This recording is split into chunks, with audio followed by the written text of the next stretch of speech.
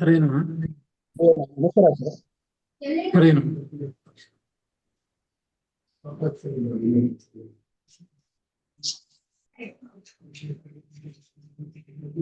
ಶ್ರೀ ಗುರುಭ್ಯೋ ನಮಃ. ಹರಿ ಓಂ. ನಾರಾಯಣಾಯ ಪರಿಪೂರ್ಣ ಗುಣಾರ್ಣವಾಯ ವಿಶ್ವೋದಯ ಸ್ಥಿತಿಲಯೋನ್ನಿಯತಿಪ್ರದಾಯ ಜ್ಞಾನಪ್ರದಾಯ ವಿಬುಧಾಸುರ ಸೌಖ್ಯ ದುಃಖ ಸತ್ಕಾರಣಾಯ ವಿತತಾಯ ನಮೋ ನಮಸ್ತೆ. ಅಶೇಷವಾಗ್ಜಾಡ್ಯಮಲಾಪಹಂತ್ರೀ ನವಂ ನವಂ ಸ್ಪಷ್ಟ ಸುವಾಕ್ಪ್ರದಾಯಿನಿ ಮಮೇಹ ಜಿಹ್ವಾಗ್ರಸುರಂಗನರ್ತಕೀ ಭವ ಪ್ರಸನ್ನಾ ವದನೆ ಚ ಮೇ ಶ್ರೀಃ. ಅಭ್ರಮಂ ಭಂಗರಹಿತಂ ಅಜಡಂ ವಿಮಲಂ ಸದಾ ಆನಂದತೀರ್ಥಮತುಲಂ ಭಜೆ ತಾಪತ್ರಯಾಪಹಂ. ಯಸ್ಯ ವಾಕ್ಕಾಮಧೇನುರ್ನಃ ಕಾಮಿತಾರ್ಥಾನ್ ಪ್ರಯಚ್ಛತಿ ಸೇವೆ तं ಜಯಯೋಗೀಂದ್ರಂ ಕಾಮಬಾಣಚ್ಛಿದಂ ಸದಾ. ಪೂಜ್ಯಾಯ ರಾಘವೇಂದ್ರಾಯ ಸತ್ಯಧರ್ಮರತಾಯ ಚ ಭಜತಾಂ ಕಲ್ಪವೃಕ್ಷಾಯ ನಮತಾಂ ಕಾಮಧೇನವೇ. ಸತ್ಯಾಭಿಘ್ನಕರಾಬ್ಜೋತ್ಥಾನ್ ಪಂಚಾಶದ್ವರ್ಷಪೂಜಕಾನ್ ಸತ್ಯಪ್ರಮೋದತೀರ್ಥಾರ್ಯಾನ್ ನೌಮಿನ್ಯಾಯ ಸುಧಾರತಾನ್. ಆಪಾದಮೌಲಿಪರ್ಯಂತಂ ಗುರುಣಾಂ ಆಕೃತಿಂ ಸ್ಮರೇತ್ ತೇನ ವಿಘ್ನಾಃ ಪ್ರಣಶ್ಯಂತಿ ಸಿದ್ಧ್ಯಂತಿ ಚ ಮನೋರಥಾಃ. ಶ್ರೀ ಗುರುಭ್ಯೋ ನಮಃ. ಹರಿ ಓಂ. ಇಲ್ಲಿಯವರೆಗೆ ಶ್ರೀಮನ್ ಮಹಾಭಾರತ ತಾತ್ಪರ್ಯ ನಿರ್ಣಯದ 3ನೇ ಅಧ್ಯಾಯ ಇದು ಮುಗಿದದ್ದು. ಅಲ್ಲಿ ವಿಶೇಷವಾಗಿ ಆ 3ನೇ ಅಧ್ಯಾಯದಲ್ಲಿ ತಿಳಿಸಿಕೊಟ್ಟಂತಹದ್ದು ಅಲ್ಲಿ ಹೇಳಿದಂತೆ ಸರ್ಗಾನುಸರ್ಗ ಪ್ರಲಯ ಪ್ರಾದುರ್ಭಾವ ನಿರ್ಣಯ, ತತ್ವಾಭಿಮಾನಿ ದೇವತೆಗಳ ಸೃಷ್ಟಿ, ಬ್ರಹ್ಮಾಂಡದ ಹೊರಗಿನ ಸೃಷ್ಟಿ, ಬ್ರಹ್ಮಾಂಡದ ಒಳಗಿನ ಸೃಷ್ಟಿ, ಅದರೊಳಗೂ ಮತ್ತೆ ಅವಾಂತರ ಸೃಷ್ಟಿ, ಇವು ಎಲ್ಲ ಸೃಷ್ಟಿಗಳ ಬಗ್ಗೆ ತಿಳಿಸ್ತಾ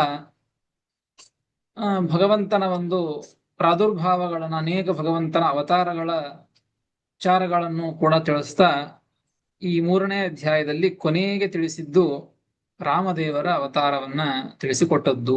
ಆ ರಾಮದೇವರ ಸೇವೆಗಾಗಿ ಅನೇಕ ದೇವತೆಗಳು ಯಾವ ಯಾವ ರೀತಿಯಾಗಿ ಅವತಾರವನ್ನ ಮಾಡಿದರು ಅದೆಲ್ಲವನ್ನ ತಿಳಿಸಿ ಈ ಮುಂದಿನ ಅಧ್ಯಾಯ 4ನೆಯ ಅಧ್ಯಾಯ, ಈ 4ನೆಯ ಅಧ್ಯಾಯದಲ್ಲಿ ತಿಳಿಸಿಕೊಡ್ತಾ ಇರುವಂತಹದ್ದು ರಾಮಚಂದ್ರ ದೇವರ ಒಂದು ಬಾಲ್ಯಾವಸ್ಥೆ. ಬಾಲಕನಾಗಿ ಇದ್ದಾಗ ಏನೇನು ಭಗವಂತ ಲೀಲೆಗಳನ್ನ ಮಾಡಿದ, ಏನೇನು ಮಹಿಮೆಗಳನ್ನ ತೋರಿಸಿದ, ಅದನ್ನ ಬಾಲಕಾಂಡ ಕಥಾ ಸಂಗ್ರಹ ತನ್ ನಿರ್ಣಯಶ್ಚ. ಬಾಲಕಾಂಡದ ಮೂಲ ರಾಮಾಯಣ, ವಾಲ್ಮೀಕಿ ರಾಮಾಯಣ, ಆ ಬಾಲಕಾಂಡದ ಎಲ್ಲವೂ ಕೂಡ ವಿಸ್ತಾರವಾದಂತಹದ್ದು. ಇಲ್ಲಿ ಶ್ರೀಮದಾಚಾರ್ಯರು ಅದನ್ನ ಯಾವುದರಲ್ಲಿ ಸಂದೇಹವಿದೆಯೋ ಅಂತಹ ವಿಷಯವನ್ನ ತೆಗೆದುಕೊಂಡು ಆ ಕಥೆಯನ್ನ ಹೇಳುವ ಮುಖಾಂತರವಾಗಿ ಆ ವಿಷಯವನ್ನ ನಿರ್ಣಯ ಮಾಡೋದು. ಇದು ಇದೇ ರೀತಿಯಾಗಿ ತಿಳಿದುಕೊಳ್ಳಬೇಕು ಎಂಬುದನ್ನು ಆ ಬಾಲಕಾಂಡದ ಕಥಾವನ್ನ ಇಲ್ಲಿ ಸಂಗ್ರಹ ಮಾಡಿ ನಿರ್ಣಯವನ್ನ ಮಾಡ್ತಾ ಇದ್ದದ್ದು. ಸಂಕ್ಷಿಪ್ತವಾಗಿ ಆ ಬಾಲಕಾಂಡದಲ್ಲಿ ಬರುವಂತಹ ವಿಷಯಗಳೇನು ಅಂತ ತಿಳಿಸಿಕೊಟ್ಟಿದ್ದಾರೆ. ಈ 4ನೆಯ ಅಧ್ಯಾಯದಲ್ಲಿ ರಾಮನಾಮ್ನಃ ಶ್ರೀಹರೇಃ ನಿತ್ಯ ಪ್ರವೃದ್ಧಸ್ಯಾಪಿ ಜನಮೋಹಕ ವೃದ್ಧಿ ಇತಿ ನಿರೂಪಣಂ. ಭಗವಂತನ ವೃದ್ಧಿಯನ್ನ ತಿಳಿಸಿಕೊಟ್ಟದ್ದು, ಭಗವಂತ ಬೆಳೆದ ಅಂತ ಹೇಳಿ. ಅದು ಯಾಕೆ ತಿಳಿಸಿಕೊಟ್ಟದ್ದು ಅಂದ್ರೆ ಭಗವಂತ ನಿತ್ಯ ಪ್ರವೃದ್ಧ, ನಿತ್ಯದಲ್ಲಿ ಯಾವಾಗಲೂ ಬೆಳೆದು ನಿಂತವ ಭಗವಂತ. ಮನುಷ್ಯರಂತೆ ಎಲ್ಲರಂತೆ ದಿನ ದಿನಕ್ಕೆ ಬೆಳೀತಾ ಹೋಗುವಂತಹ ಒಂದು ವ್ಯಕ್ತಿ ಭಗವಂತ ಅಲ್ಲ. ಆದ್ರೆ ವೃದ್ಧಿಯನ್ನ ಹೇಳಿದ್ದಾರೆ ಭಗವಂತನಿಗೆ ಅಲ್ಲಿ ಈ 4ನೇ ಅಧ್ಯಾಯದಲ್ಲಿ. ಅದು ಈ ಬಾಲಕಾಂಡದಲ್ಲಿ ಹೇಳಿದ್ದು. ಅದು ಯಾಕೆ ಎಂಬುದನ್ನು ಶ್ರೀಮದಾಚಾರ್ಯರು ತಿಳಿಸಿಕೊಟ್ಟದ್ದು ಜನಮೋಹಕ ವೃದ್ಧಿ ಇತಿ ನಿರೂಪಣಂ. ಜನರಿಗೆ ಮೋಹನವನ್ನ ಮಾಡುವುದಕ್ಕಾಗಿ ಆ ರೀತಿಯಾಗಿ ಭಗವಂತ ಬೆಳೆದ ಅಂತ ಆ ರೀತಿಯಾಗಿ ಭಗವಂತನು ತೋರಿಸಿದ್ದು ಅದನ್ನು ಹೇಳಿದ್ದು. ಮತ್ತು ಋಷಿ ವಿಪ್ರಿಯಕಾರಿ, ಋಷಿಗಳಿಗೆ ಪ್ರಿಯವಾದದ್ದನ್ನ ಭಗವಂತ ಮಾಡಿದ ಆ ವಿಚಾರವನ್ನ ಇಲ್ಲಿ ಹೇಳ್ತಾ ಇದ್ದದ್ದು. ತಾಟಕೆಯ ಸಂಹಾರ, ಸುಬಾಹ್ವಾದೀನಾಂ ವಧಃ, ಸುಬಾಹು ಮೊದಲಾದಂಥವರನ್ನ ವಧೆ ಮಾಡಿದ್ದು, ಅವರನ್ನ ಹೊಡೆದದ್ದು. ಮತ್ತು ವಿಶ್ವಾಮಿತ್ರ ಋಷಿಗಳ ಯಜ್ಞವನ್ನ ರಕ್ಷಣೆ ಮಾಡಿದಂತಹ ವಿಚಾರ, ಅಹಲ್ಯೆಯ ಉದ್ಧಾರ, ಶಿವಧನುಸ್ಸಿನ ಭಂಗವನ್ನ ಮಾಡಿದ್ದು, ಮತ್ತು ಸೀತಾ ಕಲ್ಯಾಣ, ರಾಮ ಪರಶುರಾಮಯೋ ಸಮಾಗಮ. ಈ ಕಾಂಡದಲ್ಲಿ, ಈ ಅಧ್ಯಾಯದಲ್ಲಿ ರಾಮದೇವರಿಗೂ ಪರಶುರಾಮ ದೇವರಿಗೂ ಆದಂತಹ ಒಂದು ಸಮಾಗಮ, ಅವರಿಬ್ಬರ ಭೇಟಿ, ಆ ವಿಚಾರವನ್ನ, ಮತ್ತು ಪರಶುರಾಮ ದೇವರೊಳಗೆ ಒಬ್ಬ ಅಸುರ ಇದ್ದ, ಅತುಲ ಅಂತ ಆ ಅಸುರ ಇದ್ದ, ಆ ಅಸುರನನ್ನ ಸಂಹಾರವನ್ನ ಮಾಡಿದಂತಹ ವಿಚಾರವೂ ಕೂಡ ಇದೇ ಅಧ್ಯಾಯದಲ್ಲಿ ತಿಳಿಸಿಕೊಡುತ್ತಾರೆ. ಇಷ್ಟು ತಿಳಿಸಿಕೊಟ್ಟು ಕೊನೆಗೆ ನಿರ್ಣಯವನ್ನು ಮಾಡಿದ್ದು, ಆ ರಾಮದೇವರು ಪರಶುರಾಮ ದೇವರಲ್ಲಿರುವಂತಹ ಅತುಲ ಎಂಬುವಂತಹ ಅಸುರನನ್ನ ಸಂಹಾರ ಮಾಡಿ ಪರಸ್ಪರ ಭೇಟಿಯಾದದ್ದು ಇದು ಇಬ್ಬರಲ್ಲಿ ಭೇದ ಇದೆ ಅಂತ ತೋರುತ್ತದೆ, ಇವರು ಬೇರೆ ಇವರು ಬೇರೆ ಅಂತ ಹೇಳಿ. ಅದನ್ನು ಶ್ರೀಮದ್ ಆಚಾರ್ಯರು ರಾಮ ಪರಶುರಾಮಯೋ ಅಭೇದೋಪಪಾದನಂ, ಇಬ್ಬರಿಗೂ ಕೂಡ ಭೇದ ಇಲ್ಲ, ಅತ್ಯಂತ ಅಭೇದ ಇದೆ ಎಂಬುವಂತಹ ವಿಚಾರವನ್ನು ಕೂಡ ಇಲ್ಲಿ ನಿರ್ಣಯ ಮಾಡಿ ಅದನ್ನ ಸಮರ್ಥನೆ ಮಾಡಿ ತಿಳಿಸಿಕೊಟ್ಟಿದ್ದಾರೆ. ಇಷ್ಟು ವಿಷಯಗಳು ಈ 4ನೆಯ ಅಧ್ಯಾಯದಲ್ಲಿ ಬರುತ್ತವೆ. ಇಷ್ಟು ತಿಳಿದುಕೊಂಡು ಈ ಅಧ್ಯಾಯದಲ್ಲಿ ಪ್ರವೇಶವನ್ನು ಮಾಡೋದು. ಈ ಅಧ್ಯಾಯದ ಮೊದಲನೆಯ ಶ್ಲೋಕಕ್ಕೆ ಅವತಾರಿಕೆಯನ್ನು ಕೊಡ್ತಾರೆ. ಶ್ರೀಮದ್ ಭಗವಾನ್ ಆಚಾರ್ಯ ಅವತೀರ್ಣಸ್ಯ ಹರೇಃ ಭಕ್ತಾಭಕ್ತ ಜ್ಞಾನ ಮೋಹದಾಂ ಅದ್ಭುತ ಲೀಲಾಂ ಸಮಾಸತೋ ವಕ್ತುಂ ಬಾಲಕಾಂಡ ಕಥಾಂ ಆಹ ಅಥೇತ್ಯಾದಿನ. ಶ್ರೀಮದಾಚಾರ್ಯರು ಈ ಅಧ್ಯಾಯದಲ್ಲಿ ಏನನ್ನು ತಿಳಿಸಿಕೊಡ್ತಾ ಇದ್ದದ್ದು, ಈ ಮೊದಲನೆಯ ಶ್ಲೋಕದಿಂದ ಏನು ತಿಳಿಸಿಕೊಡ್ತಾ ಇದ್ದಾರೆ ಅಂದ್ರೆ, ಅವತೀರ್ಣಸ್ಯ ಹರೇಹೇ, ಭಗವಂತ ಅವತಾರ ಮಾಡಿದ ಅಂತ ಹಿಂದೆ ಬಂದದ್ದು. ಅಂತಹ ಅವತಾರ ಮಾಡಿದಂತಹ ಭಗವಂತನ ಲೀಲೆಗಳನ್ನ, ಭಗವಂತನ ಅದ್ಭುತವಾದ ಲೀಲೆಗಳನ್ನ, ಆ ಭಗವಂತನ ಅದ್ಭುತವಾದ ಲೀಲೆಗಳು ಎಂತಹದ್ದು ಅಂತಂದ್ರೆ ಭಕ್ತಾಭಕ್ತ ಜ್ಞಾನ ಮೋಹದಾಂ. ಆ ಭಗವಂತನ ಲೀಲೆಗಳು ಎಂತಹದ್ದು ಅಂದ್ರೆ ಭಕ್ತರಿಗೆ ಜ್ಞಾನವನ್ನ ಕೊಡುವಂತಹದ್ದು, ಅಭಕ್ತರಿಗೆ, ಭಗವದ್ಭಕ್ತರು ಯಾರಲ್ಲವೋ ಅಂಥವರಿಗೆ ಮೋಹವನ್ನು ಕೊಡುವುದು. ಅಂತಹ ಒಂದು ಭಗವಂತನ ಅದ್ಭುತವಾದ ಲೀಲೆ. ಅಂತಹ ಲೀಲೆಗಳನ್ನ ಸಮಾಸತಃ ವಕ್ತುಂ ಬಾಲಕಾಂಡ ಕಥಾಮಾಹ, ಅದನ್ನ ಸಂಕ್ಷೇಪವಾಗಿ ಇಲ್ಲಿ ಸೇರಿ ಸಂಗ್ರಹ ಮಾಡಿ ಆ ಕಥೆಯನ್ನ ಹೇಳುವ ಮುಖಾಂತರವಾಗಿ ನಿರ್ಣಯವನ್ನ ಮಾಡ್ತಾ ಇದ್ದಾರೆ. ಈ ರೀತಿಯಾಗಿ ಅಧ್ಯಾಯದಿಂದ ಮೊದಲನೆಯ ಶ್ಲೋಕ ಅಥೇತ್ಯಾದಿನ, ಈ ಮೊದಲನೆಯ ಶ್ಲೋಕದಿಂದ, ಮೊದಲನೆಯ ಶ್ಲೋಕ 4ನೆಯ ಅಧ್ಯಾಯದ ಮೊದಲನೆಯ ಶ್ಲೋಕ. ಅಥಾಭ್ಯವರ್ಧಂಶ್ಚತುರಾ ಕುಮಾರಾಃ ನೃಪಸ್ಯ ಗೇಹೇ ಪುರುಷೋತ್ತಮಾದ್ಯಾಃ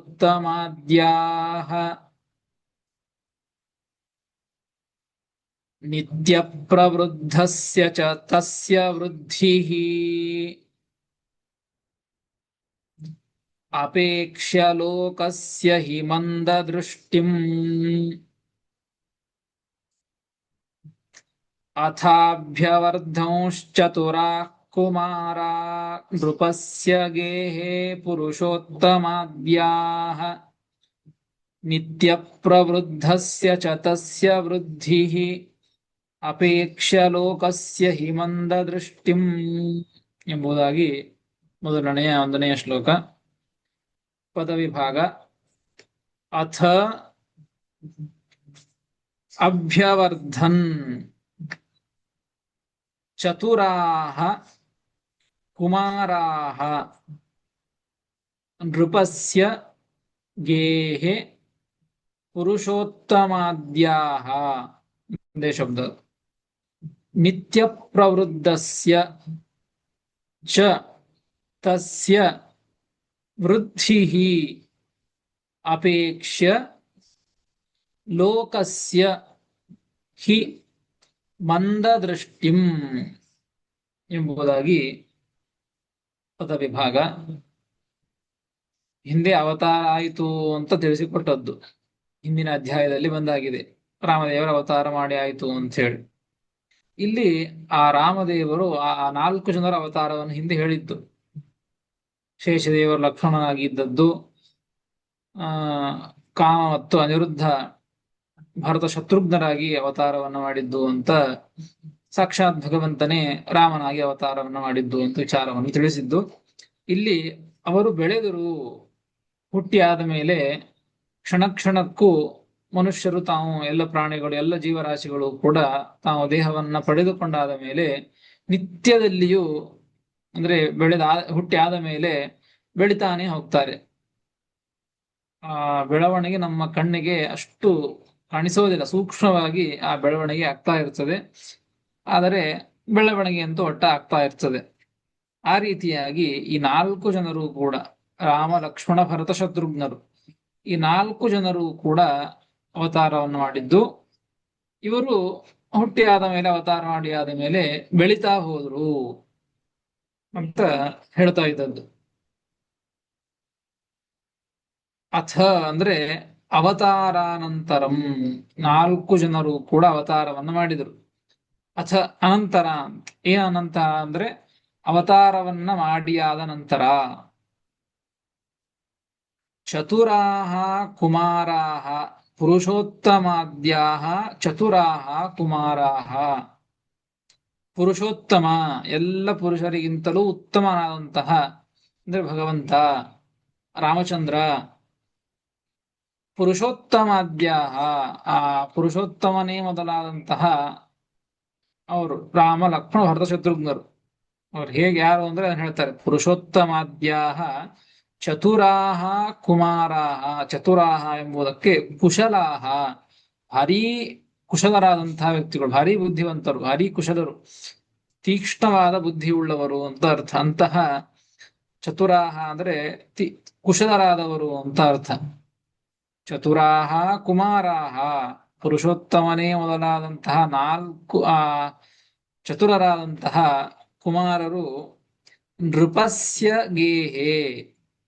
ನೃಪ ಅಂದ್ರೆ ದಶರಥ ರಾಜ, ರಾಜನ ಮನೆಯಲ್ಲಿ, ಆ ದಶರಥ ರಾಜನ ಮನೆಯಲ್ಲಿ ಅಭ್ಯವರ್ಧನ್ ಅಭ್ಯವರ್ಧಂತ ಅಂತ ಅರ್ಥ. ಈ 4 ಜನರು ಕೂಡ, ಈ ರಾಮ ಲಕ್ಷ್ಮಣ ಶತ್ರುಘ್ನ 4 ಜನರು ಕೂಡ ಅಭ್ಯವರ್ಧನ್ ಬೆಳೆದರು ಬೆಳಿತಾನೆ ಇದ್ದಾರೆ. ಅಭ್ಯವರ್ಧನ್ ಬೆಳೆದರು ಅಂತ ಇಷ್ಟು ಹೇಳಿದ್ದು. ಇಷ್ಟು ಕಥೆಯಲ್ಲಿ ಆ ವಿಚಾರವನ್ನು ಹೇಳಿದ್ದು. ಅವತಾರವನ್ನು ಮಾಡಿದರು, ಅವತಾರವನ್ನು ಮಾಡಿ ಆದ್ಮೇಲೆ ಬೆಳಿತಾ ಹೋದ್ರು, ಒಂದು ಹಂತಕ್ಕೆ ಬೆಳೆದರು ಅಂತ ಹೇಳಿದ್ದು. ಇಷ್ಟು ಈ 2 ಪಾದದಿಂದ ವಿಚಾರವನ್ನು ಹೇಳಿದ್ದು. ಅಥಾಭ್ಯವರ್ಧಂ ಚತುರ ಕುಮಾರ ನೃಪಸ್ಯ ಗೇಹೆ ಪುರುಷೋತ್ತಮಾದ್ಯಾಹ. ಇದರ ಮೇಲೆ ಒಂದು ಪ್ರಶ್ನೆ, ಅದಕ್ಕೆ ಇಲ್ಲಿ ಹೇಳ್ತಾ ಇದ್ದದ್ದು ಬಾಲಕಾಂಡ ಕಥೆಯನ್ನ ಹೇಳುವ ಮುಖಾಂತರವಾಗಿ, ಸಂಕ್ಷೇಪವಾಗಿ ಹೇಳುವ ಮುಖಾಂತರವಾಗಿ ನಿರ್ಣಯವನ್ನ ಮಾಡ್ತಾ ಇದ್ದದ್ದು. ರಾಮಾಯಣದಲ್ಲಿ 4 ಜನರು ಕೂಡ ಬೆಳೆದರು ಅಂತ ಬಂದದ್ದು.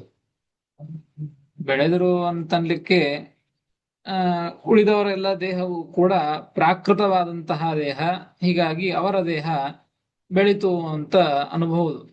ಆದರೆ ಭಗವಂತನ ದೇಹ ಇದು ಅಪ್ರಾಕೃತವಾದಂತಹ ದೇಹ, ಅವನ ದೇಹ ಬೆಳಿತು ಅವನು ಬೆಳೆದ ಅಂತ ಅನ್ನೋದು ಹೇಗೆ? ಅದನ್ನು ಪ್ರಶ್ನೆ ಮಾಡಿಕೊಂಡಿದ್ದಾರೆ. ನನು ಶಶ್ವತ ಏಕಪ್ರಕಾರಸ್ಯ ರಾಮಸ್ಯ ವೃದ್ಧಿ ಕಥಂ. ದೇವರು ಇವತ್ತಿದ್ದಂತೆ ನಾಳೆ ಇರೋದಿಲ್ಲ, ಹಾಗಲ್ಲ. ಭಗವಂತ ಅನಾದಿ ಕಾಲದಿಂದ ಅನಂತ ಕಾಲದವರೆಗೂ ಕೂಡ ಏಕಪ್ರಕಾರನಾಗಿ ಇರ್ತಾನೆ ಭಗವಂತ. ಶಶ್ವತ್ ಏಕ ಪ್ರಕಾರಸ್ಯ ರಾಮಸ್ಯ. ಶಶ್ವತ್ ಅನಾದಿ ಕಾಲದಿಂದ ಅನಂತ ಕಾಲದವರೆಗೂ ಕೂಡ ಏಕಪ್ರಕಾರ ಒಂದೇ ರೀತಿಯಾಗಿ ಇರ್ತಾನೆ. ಅಂದ್ರೆ ಮತ್ತೊಂದು ರೂಪ ತೆಗೆದುಕೊಳ್ಳೋದಿಲ್ಲ ಅಂತ ಅರ್ಥ ಅಲ್ಲ. ಒಂದೇ ರೀತಿಯಾಗಿ ಅಂದರೆ ಭಗವಂತ ಅನಂತ ಕಾಲದ ಹಿಂದೆ ಎಷ್ಟು ಅನಂತ ಗುಣಗಳನ್ನ ಹೊಂದಿದ್ದ, ಅನಂತ ಶಕ್ತಿಯನ್ನ, ಅನಂತ ಎಲ್ಲ ಗುಣಗಳನ್ನ, ಹೀಗೆ ಎಲ್ಲವನ್ನ ಭಗವಂತ ಹೊಂದಿದ್ದನಲ್ಲ, ಆ ರೀತಿಯಾಗಿ ಭಗವಂತ ಈಗಲೂ ಕೂಡ ಇಷ್ಟೆಲ್ಲ ಅನಂತ ಗುಣಗಳು ಎಲ್ಲವೂ ಕೂಡ ಭಗವಂತನಿಗಿದೆ. ಅವನ ದೇಹ ಅನಾದಿ ಕಾಲದ ಹಿಂದೆ ಭಗವಂತನ ದೇಹ ಇದು ಅಪ್ರಾಕೃತವಾದದ್ದು, ಜ್ಞಾನಾನಂದಾತ್ಮಕವಾದದ್ದು. ಈಗಲೂ ಕೂಡ ಅದೇ ರೀತಿಯಾಗಿದ್ದದ್ದು. ರೂಪಗಳ ಅವತಾರಗಳು ಬೇರೆ ಇರಬಹುದು, ಆದರೆ ಆ ರಾಮಾವತಾರವಾಗಲಿ ಕೃಷ್ಣಾವತಾರವಾಗಲಿ ಯಾವುದೇ ಅವತಾರವನ್ನು ತೆಗೆದುಕೊಂಡು ಬಂದರೂ ಕೂಡ ಆ ಎಲ್ಲ ಅವತಾರಗಳು ಕೂಡ ಜ್ಞಾನಾನಂದಾತ್ಮಕವಾದದ್ದು. ಮುಂದಿನ ಅನಂತ ಕಾಲ ಆದ ಮೇಲೆಯೂ ಕೂಡ ಅಂತಹ ಭಗವಂತನ ಶರೀರ ಜ್ಞಾನಾನಂದಾತ್ಮಕವಾದದ್ದೇ. ಹೀಗಾಗಿ ಶಶ್ವದೇಕ ಪ್ರಕಾರಸ್ಯ, ಯಾವಾಗಲೂ ಒಂದೇ ರೀತಿಯಾಗಿದ್ದದ್ದು. 10 ಗುಣ ಇದೆ ನಮ್ಮಲ್ಲಿ, ಇನ್ನೊಂದು ಗುಣವನ್ನ ಬೆಳೆಸಿಕೊಂಡೆವು ಅಂತಂದ್ರೆ ನಮ್ಮಲ್ಲಿ ಗುಣದ ವೃದ್ಧಿ ಆಯಿತು ಅಂತ ಅನ್ಬೋದು. ಆದ್ರೆ ಭಗವಂತನಿಗೆ ಹಾಗಲ್ಲ. ಭಗವಂತನಿಗೆ ಅನಂತ ಗುಣಗಳಿವೆ.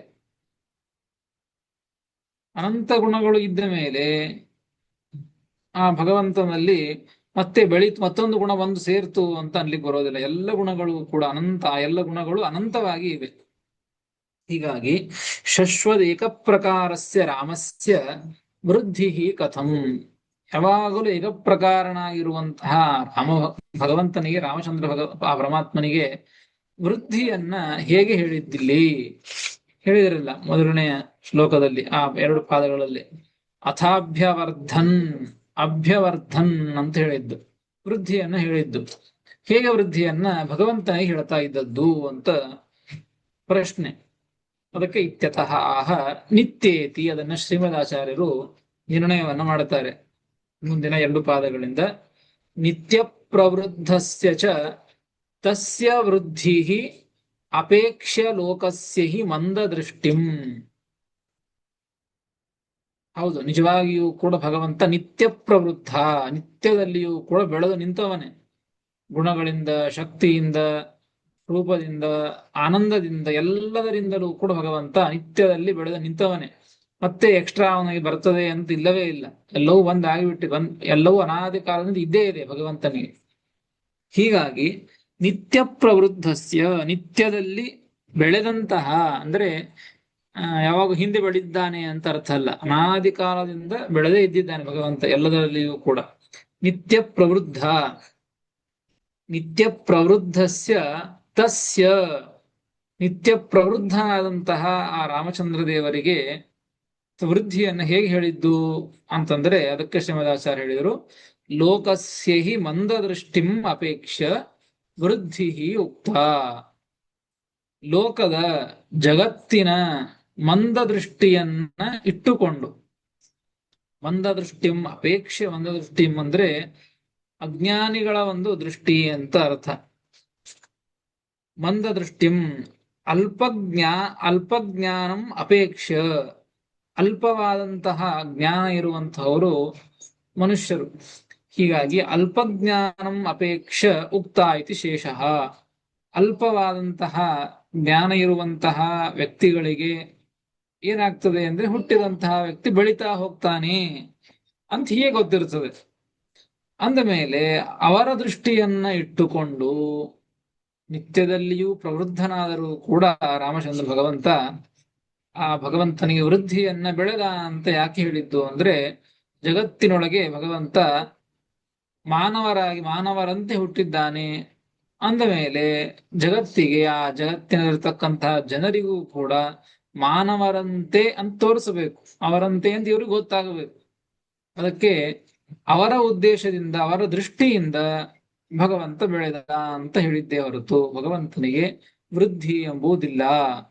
ನಿತ್ಯ ವೃದ್ಧಿ, ಅವನಿಗೆ ಭಗವಂತ ನಿತ್ಯ ವೃದ್ಧನಾದವ, ನಿತ್ಯ ಪ್ರವೃದ್ಧನಾದವ ಅಂತ ಈ ರೀತಿಯಾಗಿ ಶ್ರೀಮದಾಚಾರ್ಯರು ಆ ಭಗವಂತ 4 ಜನರು ಕೂಡ ಬೆಳೆದರು ಅಂತ ಹೇಳಿದಾಗ, ಅಲ್ಲಿ ಆ ಭಗವಂತನಿಗೆ ಬರುವಂತಹ ಆಕ್ಷೇಪವನ್ನ, ಭಗವಂತನ ಮೇಲೆ ಬರುವಂತಹ ಆಕ್ಷೇಪವನ್ನ ಶ್ರೀಮದಾಚಾರ್ಯರು ನನ್ನ ಪರಿಹಾರ ಮಾಡಿ ನಿರ್ಣಯವನ್ನ ಕೊಟ್ಟದ್ದು ಭಗವಂತ. ನಿತ್ಯ ಪ್ರವೃದ್ಧನಾದರೂ ಕೂಡ ಲೋಕದೃಷ್ಟಿಯಿಂದ, ಜನರ ದೃಷ್ಟಿಯಿಂದ, ಅಲ್ಪಜ್ಞಾನ ಇರುವಂತಹ ವ್ಯಕ್ತಿಗಳ ದೃಷ್ಟಿಯಿಂದ ಭಗವಂತನಿಗೆ ವೃದ್ಧಿಯನ್ನೇ ಹೇಳಿದ್ದೇ ಹೊರತು ಸರ್ವತಾ ಭಗವಂತನಿಗೆ ವೃದ್ಧಿ ಇಲ್ಲ.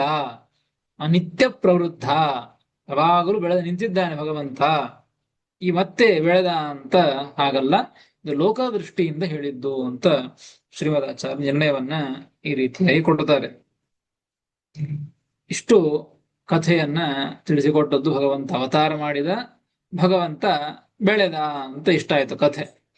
ಅಲ್ಲಿ ನಿರ್ಣಯವನ್ನ ಹೇಳಿದ್ದು ಬೆಳೆದ ಅಂತ ಎಂಬುದಕ್ಕೆ ಏನು ಅಂತ ನಿರ್ಣಯವನ್ನು ಮಾಡಿಕೊಟ್ಟದ್ದು. ಮುಂದಿನ ಕಥಾಭಾಗವನ್ನ ಹೇಳ್ತಾರೆ.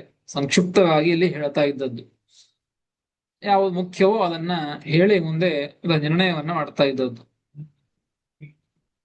ಮುಂದಿನ ಶ್ಲೋಕ ಮುಂದೆ ಏನಾಯ್ತು ಅಂತ ಹೇಳ್ತಾರೆ. 2ನೆಯ ಶ್ಲೋಕ. ನಿರೀಕ್ಷ್ಯ ನಿತ್ಯಂ ಚತುರ ಕುಮಾರಾನ್ ಪಿತಾಮುದಂ ಸಂತತಮಾಪಚೋಚ್ಚಂ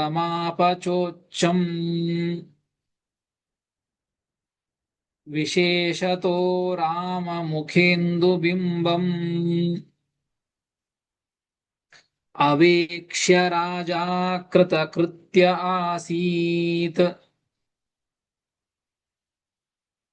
ನಿರೀಕ್ಷ್ಯ ನಿತ್ಯಂ ಚತುರಃ ಕುಮಾರಾನ್ ಪಿತಾಮುದಂ ಸಂತತಮಾಪಚೋಚ್ಚಂ ವಿಶೇಷತೋ ರಾಮಮುಖೇಂದುಬಿಂಬಂ ಅವೇಕ್ಷ್ಯ ರಾಜಾ ಕೃತಕೃತ್ಯ ಆಸೀತ್ ಎಂಬುದಾಗಿ 2ನೆಯ ಶ್ಲೋಕ.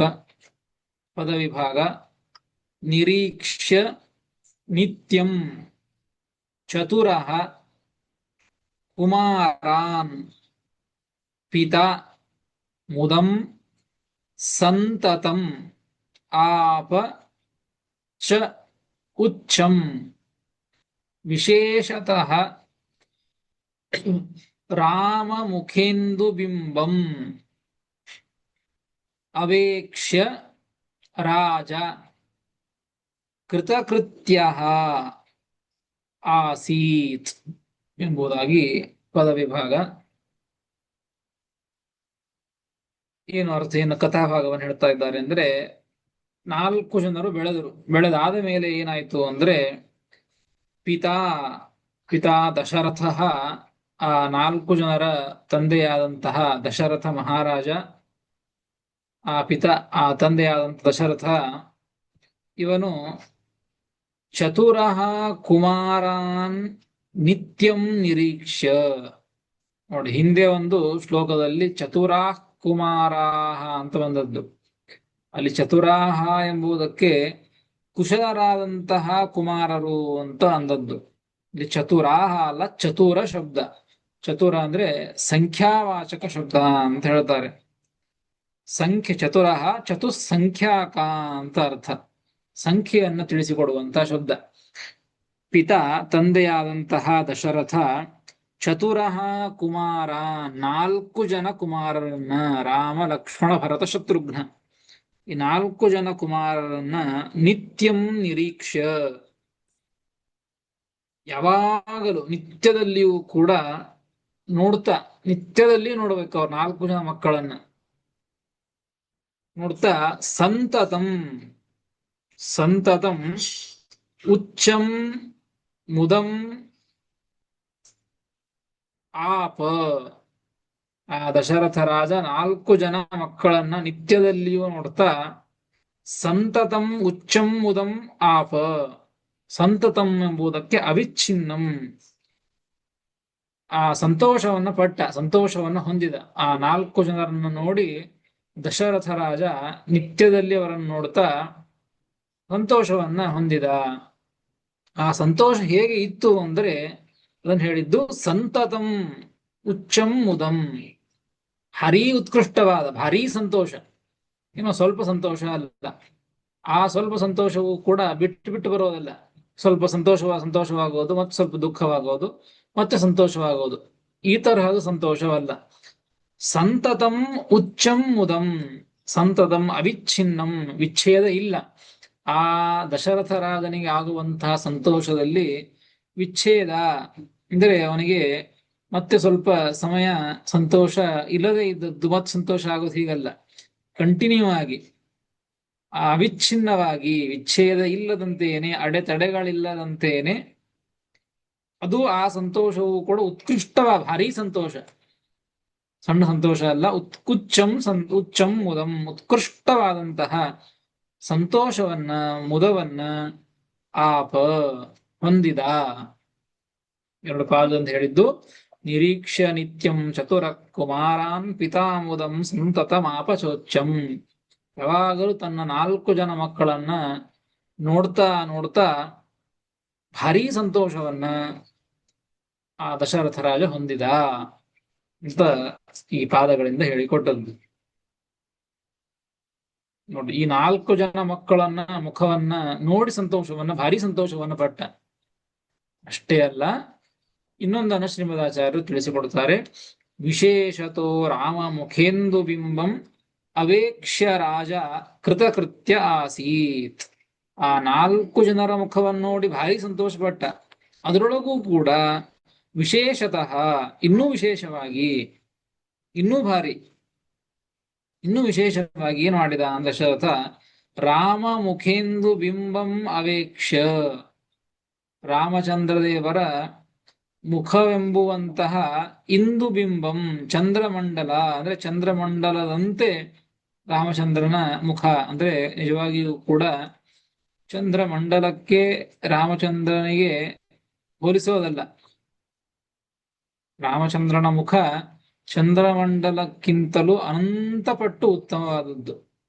ಸುಮ್ಮನೆ ಲೋಕದೃಷ್ಟಿಯಿಂದ ಲೋಕದಲ್ಲಿ ಬಹಳ ಸುಂದರವಾದಂತಹ ವಸ್ತುಗಳು ಅಂದ್ರೆ ಒಂದು ಚಂದ್ರ, ಒಂದು ಕಮಲ, ಹೀಗಾಗಿ ಅವುಗಳ ದೃಷ್ಟಾಂತವನ್ನ ಕೊಡ್ತಾ ಇರ್ತಾರೆ. ಹೀಗಾಗಿ ಅನಿವಾರ್ಯ ಕಾರಣಕ್ಕಾಗಿ ಆ ಚಂದ್ರನ ಮಂಡಲವನ್ನ ದೃಷ್ಟಾಂತವನ್ನ ಕೊಡ್ತಾ ಇದ್ದದ್ದು. ರಾಮ ಮುಖೇಂದು ಬಿಂಬಂ, ರಾಮಚಂದ್ರರ ದೇವರ ಮುಖವೆಂಬುವಂತಹ ಚಂದ್ರಮಂಡಲವನ್ನ ನೋಡಿ, ಅವೇಕ್ಷ ನೋಡಿ, ರಾಜ ಕೃತಕೃತ್ಯ ಆಸೀತ್. ದಶರಥ ರಾಜ ಏನ ಮಾಡಿದ ಅಂದ್ರೆ, ಶಬ್ದರಾಜನಿಗೆ ಏನಾಯ್ತು ಅಂದ್ರೆ ಕೃತಕೃತ್ಯ ಆಸೀತ್, ಅವನು ಕೃತಕೃತ್ಯನಾದ. ಕೃತಕೃತ್ಯ ಅಂದ್ರೆ ಏನು ಅಂದ್ರೆ ಭಗವತ್ ಪ್ರೀತಿಕೃತ್ ಧರ್ಮ ಏನ ಸಹ ತಥಾ.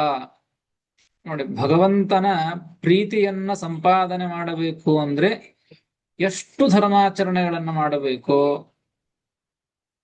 ಏನು ಧರ್ಮ ಕರ್ಮಗಳನ್ನ ಮಾಡಬೇಕು, ಅದನ್ನ ಮಾಡಿದಾಗ ಏನ ಸಿಗಬೇಕು, ಅದೆಲ್ಲವನ್ನೂ ಕೂಡ ಅಂದ್ರೆ ಎಲ್ಲ ಧರ್ಮಾಚರಣೆಗಳನ್ನ ಮಾಡಿ ಭಗವಂತನ ಪ್ರೀತಿಯನ್ನ ಹೊಂದಿ ಎಲ್ಲವನ್ನೂ ಕೂಡ ಮಾಡಿ ಮುಗಿಸಿ ಹೊಂದಿದಂತೆ ಆ ರಾಮಚಂದ್ರ ದೇವರ ಮುಖವನ್ನ ನೋಡಿ ಅವನು ಆ ರೀತಿಯಾಗಿ ಆನಂದವನ್ನು ಹೊಂದಿದ. ವಿಶೇಷವಾಗಿ ರಾಮಚಂದ್ರ ದೇವರ ಮುಖವನ್ನು ನೋಡಿ, ವಿಶೇಷತೋ ರಾಮಮುಖೇಂದು ಬಿಂಬಂ ಅವೇಕ್ಷ್ಯ ರಾಜ ಕೃತಕೃತ್ಯ ಆಸೀತ್, ಕೃತಕೃತ್ಯನಾದ. ಎಲ್ಲವನ್ನ ಮಾಡಿ ಮುಗಿಸಿದಂತೆ. ಏನು ಮಾಡಿ ಮುಗಿಸೋ? ದೇಹ ಸಿಕ್ಕದ್ದು ಭಗವಂತನ ಪ್ರೀತಿಯನ್ನ ಗಳಿಸೋದು ಇದೇ. ಆ ಎಲ್ಲ ಧರ್ಮಗಳನ್ನ ಮಾಡಿ ಭಗವಂತನ ಪ್ರೀತಿಯನ್ನ ಗಳಿಸೋದೇ ಕೃತ್ಯ, ಮಾಡಬೇಕಾದಂತಹ ಒಂದು ಕಾರ್ಯ ಇದು. ಹೀಗಾಗಿ ಅಂತಹ ರಾಮಚಂದ್ರ ದೇವರ ಮುಖವನ್ನೇ ನೇರವಾಗಿ ನೋಡ್ತಾ ಇದ್ದಾನೆ. ಹೀಗಾಗಿ ಆ ಮುಖವನ್ನು ನೋಡ್ತಾ ಇದ್ದರಿಂದಾಗಿ ಅವನ ಪ್ರೀತಿಯನ್ನ ಸಂಪಾದನೆ ಮಾಡಿದಂತೇನೆ. ಯಾಕೆ ಅಂದ್ರೆ ಭಗವಂತನ ದರ್ಶನ ಅದು ಯಾರಿಗೂ ಆಗೋದಿಲ್ಲ.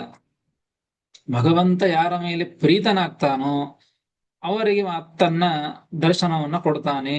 ಅಂದ ಮೇಲೆ ದಶರಥ ರಾಜ ಈ ರಾಮಚಂದ್ರ ದೇವರ ಮುಖವನ್ನು ನೋಡ್ತಾ ಇದ್ದಾನೆ ಅಂದ್ರೆ ಆ ಭಗವಂತನ ಪ್ರೀತಿಯಾಗಿದೆ ಅಂತ ಅರ್ಥ. ಪ್ರೀತಿಗೆ ಸಾಧನವಾದಂಥ ಧರ್ಮಗಳನ್ನ ಮಾಡಿ ಆಯಿತು, ನಾ ಏನು ಮಾಡಬೇಕಾದೆಲ್ಲವನ್ನು ಕೂಡ ಮಾಡಿ ಆಯಿತು ಅವನ ಮುಖವನ್ನು ನೋಡಿ ಅಂತ ಅಷ್ಟು ಸಂತೋಷವನ್ನ ಆ ದಶರಥ ರಾಜ ಪಟ್ಟ. 4 ಜನರ ಮಕ್ಕಳ ಮುಖವನ್ನು ನೋಡಿ ಸಂತೋಷ ಪಟ್ಟ. ವಿಶೇಷವಾಗಿ ರಾಮಚಂದ್ರ ದೇವರ ಮುಖವನ್ನು ನೋಡಿ ಮಾಡಬೇಕಾದ ಎಲ್ಲವನ್ನು ಕೂಡ ಮಾಡಿ ಮುಗಿಸಿ ನಾನು ಸಂತೋಷವನ್ನು ಪಟ್ಟಂತೆ ಆ ರೀತಿಯಾಗಿ ಸಂತೋಷವನ್ನು ಪಟ್ಟ ಎಂಬುದಾಗಿ ತಿಳಿಸಿ ಕೊಟ್ಟಿದ್ದಾರೆ. ಇದೇ ರೀತಿಯಾಗಿ ಮತ್ತೆ ಮುಂದಿನ ಶ್ಲೋಕದಲ್ಲಿ ದಶರಥ ಈ 4 ಜನ ಮಕ್ಕಳನ್ನ ವಿಶೇಷವಾಗಿ ರಾಮನನ್ನ ನೋಡಿ ಸಂತೋಷವನ್ನ ಪಟ್ಟ ಅಂತ ಹೇಳಿದ್ದು.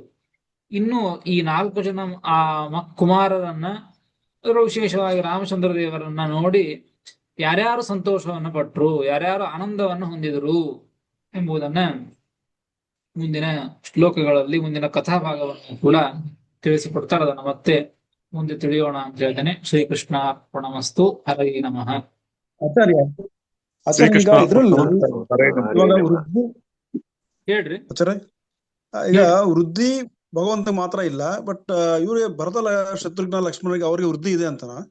ಅವ್ರಿಗೆ ವೃದ್ಧಿ ಇದೆ. ಭಗವಂತನದ್ದು ಮಾತ್ರ ಅಪ್ರಾಕೃತ ಶರೀರ,